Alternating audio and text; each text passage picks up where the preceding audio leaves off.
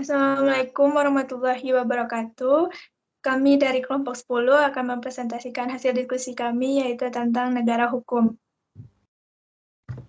Baiklah, kami beranggotakan 7 orang, yaitu saya sendiri, Nadia Zahira, Ramadhani Dwi Kurniawan, Hafiz Yazid Muhammad, Rehat O'Neil, Muhammad Isa Ramadan, Nadia Putri Sinulingga, dan Febri Ayudhya Ganevi. Baiklah, selanjutnya akan dibacakan oleh Reinhard. Baik, di sini kami mengambil 2 negara hukum dan 2 negara kekuasaan. Untuk negara hukum, kami mengambil negara Kanada dan Filipina, sedangkan untuk negara kekuasaan, kami mengambil negara Belanda dan Spanyol. Selanjutnya, Bang Rama.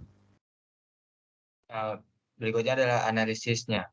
Yang pertama, ciri-ciri negara hukum. Yang pertama, terdapat jaminan atas hak asasi manusia. Yang kedua, terdapat pemisah antara kekuasaan untuk menjamin terlaksananya HAM. Yang ketiga, pelaksanaan pemerintahan berdasarkan kepada peraturan yang berlaku. Dan yang keempat, diselenggarakannya keadilan administrasi bila terjadi suatu perselisihan. Dan Kanada merupakan salah satu negara dengan sistem pemerintahan campuran seperti sipil dan umum. Berikutnya akan dibacakan oleh Saudara Hafiz. Baik, saya akan menjelaskan ciri-ciri negara kekuasaan. Ada 4 ciri negara kekuasaan. Yang pertama adalah pemerintah pusat memegang kewenangan tertinggi. Yang kedua, pemerintah pusat menangani seluruh kedaulatan negara, baik di luar maupun di dalam negeri. Yang ketiga, rakyat dapat berhubungan langsung dengan pemerintahan pusat. Yang keempat, hanya terdapat satu konstitusi undang-undang dasar, satu kepala daerah, satu kabinet, dewan, menteri, dan parlemen.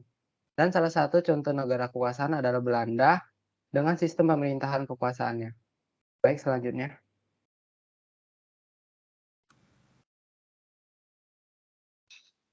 Lanjut ke perbedaan sistem pemerintahan Indonesia dan Kanada. Di Indonesia mempunyai bentuk pemerintahan republik dengan sistem pemerintahan presidensial.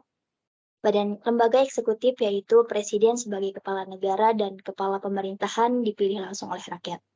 Lembaga legislatifnya bikameral yaitu DPR dan DPD.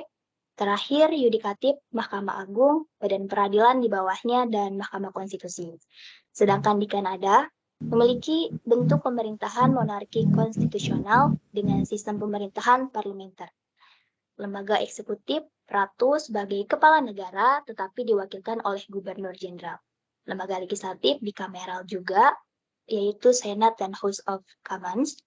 Yudikatif, Mahkamah Agung, Badan Resmi dan Pemerintahan, pengadilan pada tingkat rendah dengan yurisdiksi terbatas suatu provinsi. Selanjutnya. Lanjut kita ke persamaan sistem pemerintahan. Yang pertama, penyelenggaraan dan penegakan hukum dipercayakan kepada sekelompok profesional yang kesehariannya menjalankan aktivitas di bidang hukum atau pengemban profesi hukum. Yang kedua, persamaannya adalah untuk menjadi pengemban profesi hukum, dibutuhkan pendidikan khusus yang memiliki metode pembelajaran khas untuk melatih calon profesional hukum.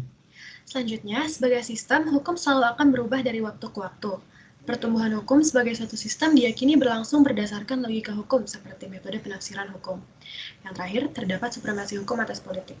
Dari diskusi kami, bisa disimpulkan bahwa persamaan utamanya adalah dua-dua sistem hukum ini progresif dan mengayomi